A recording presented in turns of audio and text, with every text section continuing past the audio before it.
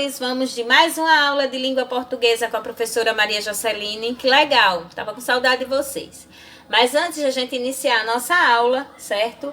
Que hoje é de vírgula, aquela danadinha que nos traz tanta dúvida, aonde eu devo colocar a vírgula para que o nosso texto tenha coerência e coesão. Vamos nos inscrever no canal, quem não for inscrito, e ativar lá as notificações. Clicar lá no sininho para receber as notificações das próximas aulas de língua portuguesa. Lembrando que o nosso canal tem como finalidade, certo? Passar algumas dicas para que a gente possa melhor utilizar o português no nosso dia a dia. Vírgula. O que é vírgula, professora? Vírgula nada mais é do que uma pequena pausa, né?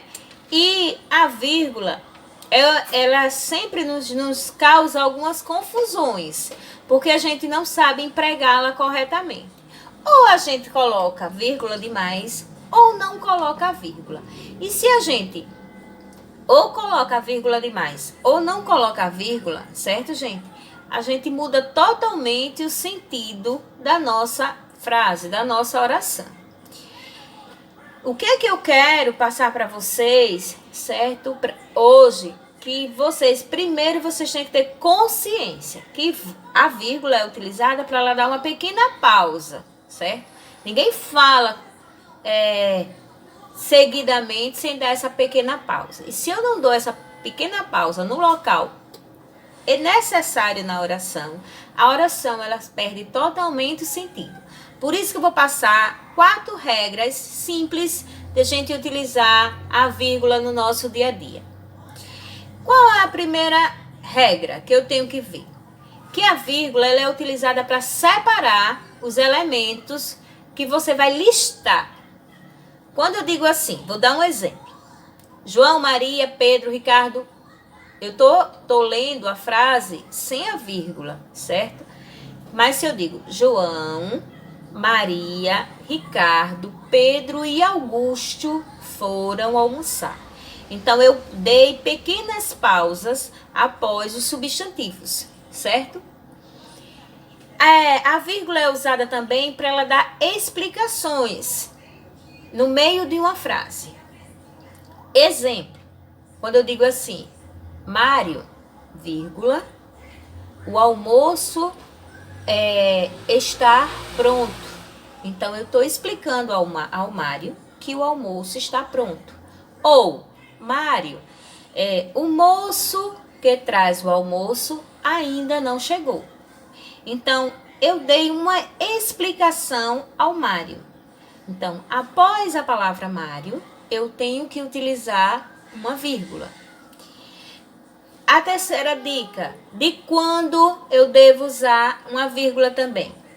Eu devo usar essa vírgula para separar, certo? Lugar, tempo, modo, certo? Que vier no início da frase. Exemplo, lá fora o sol está de rachar. Então, quando eu digo lá fora, certo? Eu estou usando o lugar. Então, após lá fora, eu uso uma vírgula. Qual a quarta dica? A vírgula, ela sempre é usada, certo? Para separar orações independentes. O que são orações independentes? São aquelas que têm um sentido, mesmo estando fora do contexto.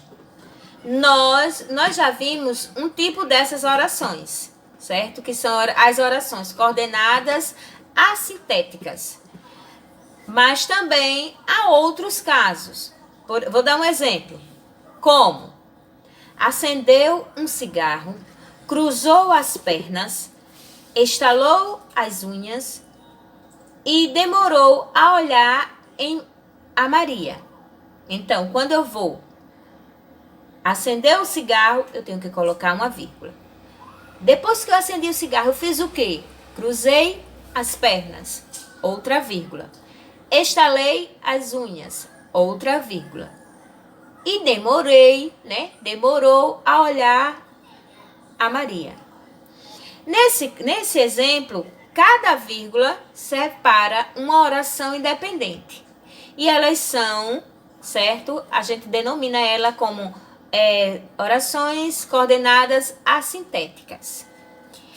O que é que eu tenho que também perceber que eu não posso usar a vírgula quando vem o i?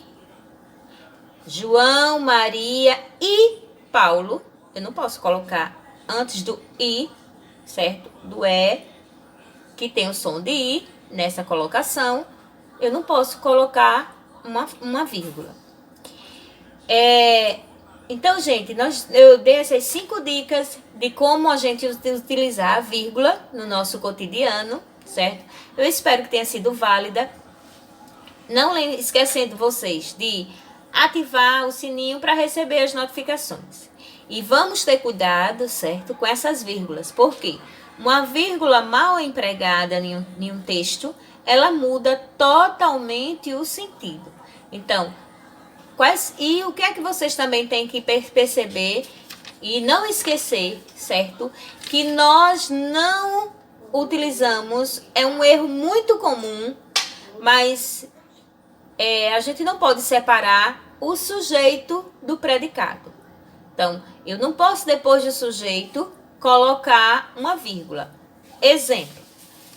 João gosta de comer batatas. Aí eu pego, depois do sujeito, quem é o sujeito? Como é que eu descubro o sujeito de uma oração?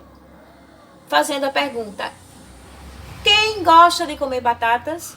João. Então, eu não posso, depois da palavra João, do sujeito, colocar vírgula. Eu tenho que fazer, João gosta de comer batatas. Nessa frase, certo? Nesta oração, não tem vírgula. Então, fica aí as 4 dicas para a gente utilizar essa danadinha da vírgula corretamente no nosso cotidiano. Fiquem com Deus e até a nossa próxima aula de língua portuguesa com a professora Maria Joceline.